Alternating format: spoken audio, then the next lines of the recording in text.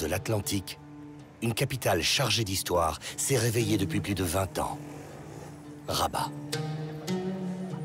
Bon nombre de personnes ne connaissent que son côté historique et pittoresque, sans savoir que cette ville est passée au XXIe siècle avec succès.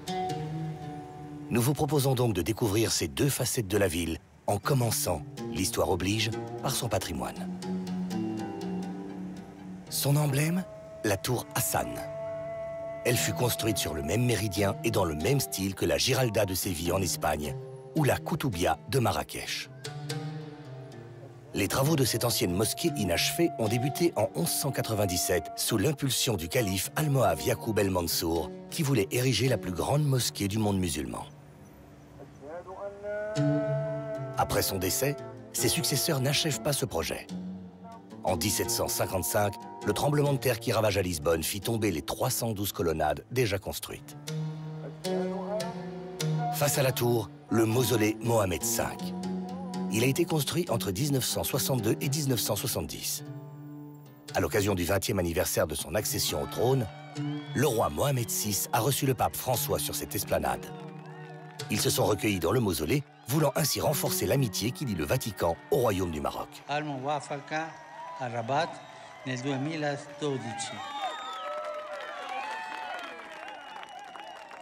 Autre lieu symbolique des 800 ans de la ville, la Casbah des Oudaya. Elle porte le nom des soldats qui s'installèrent ici. C'est le roi qui les a envoyés de Meknès au XVIIIe siècle pour qu'ils fassent de l'ordre ici. Ils venaient de zones de la région qui venaient pillarder ici la ville de Rabat. Alors les gens qui sont restés ici, c'est comme une grande famille. C'est des cousins, on trouve des cousins. Avec le temps, il y a des Français, des Américains, même des Anglais, de toutes les nations, qui achètent des maisons ici, qui sont venus s'installer ici. Même ici, on a presque à peu près 20% des maisons qui appartiennent à des étrangers. Même l'État a demandé qu'on ne doit pas vendre plus que 25%. Pour qu'on garde toujours les traditions marocaines, les traditions de la Casbah ici à la Casbah. En évitant un exode de ses habitants, ce vieux quartier animé et populaire a conservé tout son charme. À tel point qu'une artiste française s'y est installée avec son mari photographe. Pendant 50 ans, les Oudaya, c'est un lieu qui a été habité par l'histoire d'une république, une vraie république, la République des corsaires, les pirates. À l'heure actuelle, c'est un lieu un petit peu en marge. Et c'est pour ça d'ailleurs que de nombreux artistes, de nombreux poètes, et c'est pour ça que nous, on a décidé d'y habiter, parce qu'on y habite aussi, et on a créé cette galerie, cette librairie, qui pour nous est un lieu de rencontre, un lieu de débat, un lieu ouvert aux expériences les plus créatrices, les plus nouvelles, les plus innovantes, toujours des expériences quand même de valeur. Belle expérience que de trouver en ce lieu très populaire un espace de culture et d'échange. En bordure de la Casbah se trouve une des rues les plus prisées des touristes de passage, la rue des Consuls. Elle est consacrée à l'artisanat et aux antiquités. Cette rue de Consuls, avant le protectorat, elle était toutes les consulats du Maroc. Et des étrangers ont été ici. Et surtout la première consulat de France était ici au milieu de la rue de Consuls. Le consul était M. Chénier, le père du poète Chénier. Né en 1722, il accompagna le comte de Brugnon que le roi Louis XVI envoya pour conclure un traité avec le Maroc. Pour l'en gratifier, le roi de France le nomma consul général. Le calme de cette première résidence officielle française, qui mériterait bien une restauration, tranche avec l'ambiance commerçante de la rue. C'est un tapis de Rabat, un peu comme on rebâtit. C'est fait à la main, et c'est de la laine, avec la trame en coton et des motifs traditionnels. Est-ce de l'artisanat vraiment marocain? Pour en avoir le cœur net, il faut se rendre au complexe artisanal à quelques minutes des centres-villes de Rabat et Salé.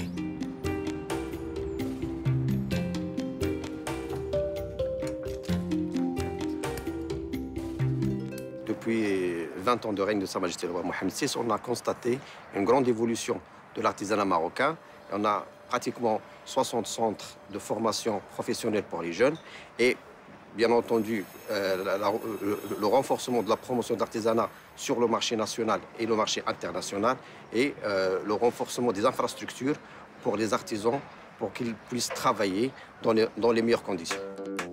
Mais surtout, il réalise sous vos yeux les produits qu'il commercialise, une véritable découverte de l'art et de la culture marocaine. Spécificité de l'artisanat local, la céramique. Elle prit son essor à Safi au XIXe siècle grâce aux nombreux potiers de Fès, venus s'installer sur le littoral avec pour seul bagage de nouvelles techniques et un savoir-faire certain. Ils l'ont inculqué aux artisans locaux et ça se remarque. Lorsque j'étais petit, j'avais déjà un talent pour le dessin. En grandissant, j'ai choisi de concrétiser ce talent dans l'artisanat et petit à petit, à force de patience, j'ai développé mon don, mon ambition, comme vous pouvez le voir.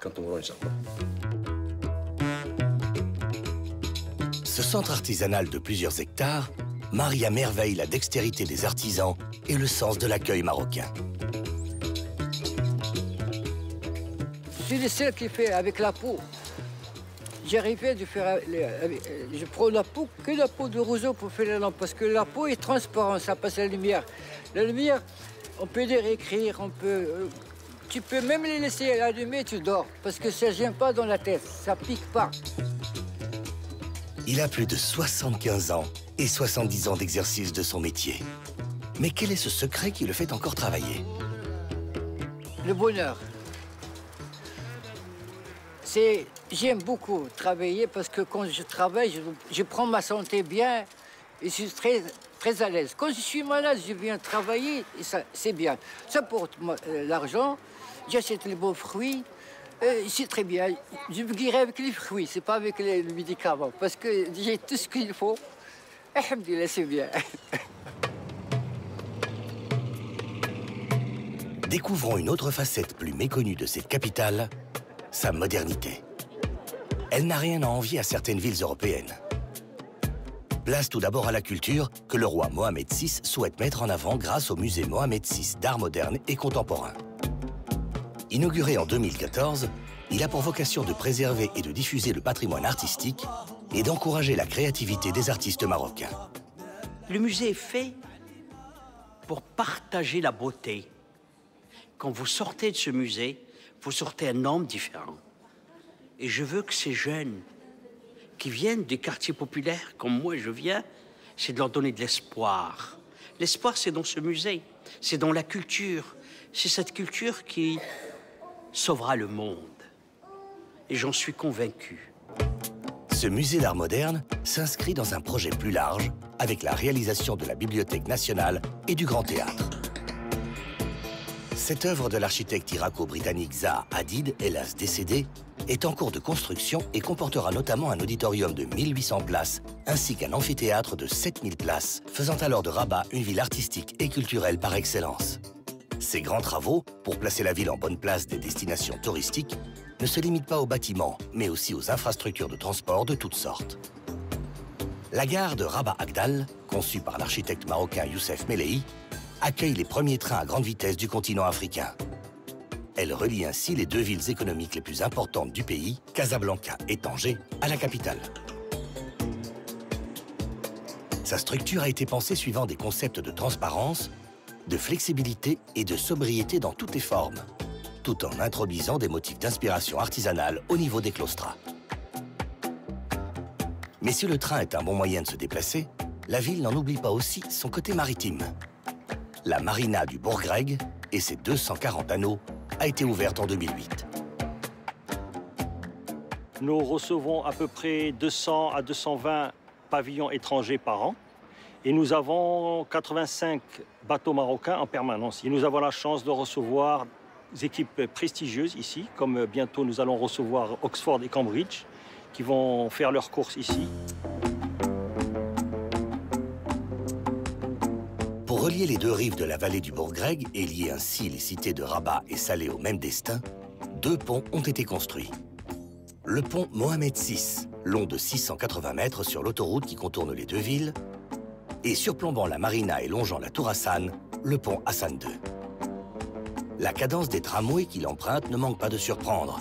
1 toutes les 4 minutes. Le réseau du tramway de Rabat Salé est le premier réseau de tram moderne du Maroc qui a été lancé en mai 2011 par Sa Majesté le Roi, que Dieu le glorifie. Et il faut noter la particularité, c'est que 50% de nos voyageurs sont des femmes. Et donc c'est un système aujourd'hui qui est totalement sécuritaire. Alors prenez le tram pour vous rendre à la cathédrale Saint-Pierre afin d'y découvrir le dialogue interreligieux que prône le roi Mohamed VI pour ancrer son royaume dans le XXIe siècle. Construite grâce à la générosité des fidèles au début du protectorat français, elle fut inaugurée en 1921 par le général Lyautey. Elle est de style art déco, mais un art déco marocanisé. Sa voûte est faite d'arcs typiquement arabes, les vitraux de la nef ressemblent aux vitraux des mosquées, des éliges le long des piliers et une voûte en bois de cèdre, comme souvent dans l'architecture locale. Mais qui fréquente cette cathédrale? C'est ça l'étonnant de notre communauté chrétienne au Maroc, c'est qu'elle est toute faite d'étrangers, mais elle est bien plus catholique qu'ailleurs, puisque catholique veut dire universel. Quand je célèbre ici, il y a toujours au moins 40 à 50 nationalités présentes. Et c'est un enjeu de paix qui est très important. Ça a été le grand slogan de la rencontre du roi du Maroc et du pape François. Les religions sont faites pour la paix, pour le respect entre les personnes et pour construire de la fraternité, ce que nous essayons de vivre ici. Cette petite communauté chrétienne, très active, déteste les murs. Elle essaie de construire des ponts entre communautés, tout comme l'Institut Mohamed VI pour la formation des imams. Mais quel est son objectif ?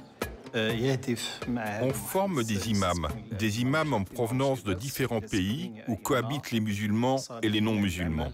L'Institut assure une formation en sciences des religions et recherche à faire des imams des deux sexes des bons guides, en commençant par leur enseigner la compréhension correcte et juste de l'islam en tant que religion de tolérance. L'imam sera alors un bon citoyen pour pouvoir bien représenter l'islam et en même temps pourra participer, après son retour chez ses compatriotes, au développement de son pays. Signe d'ouverture, l'Institut donne aussi des formations sur la culture juive, la culture chrétienne et l'étude des religions comparées. Décidément, Rabat est bien une ville à deux visages. Elle a su réussir son passage au XXIe siècle tout en préservant son patrimoine. Elle ne manquera pas de vous séduire et de vous étonner.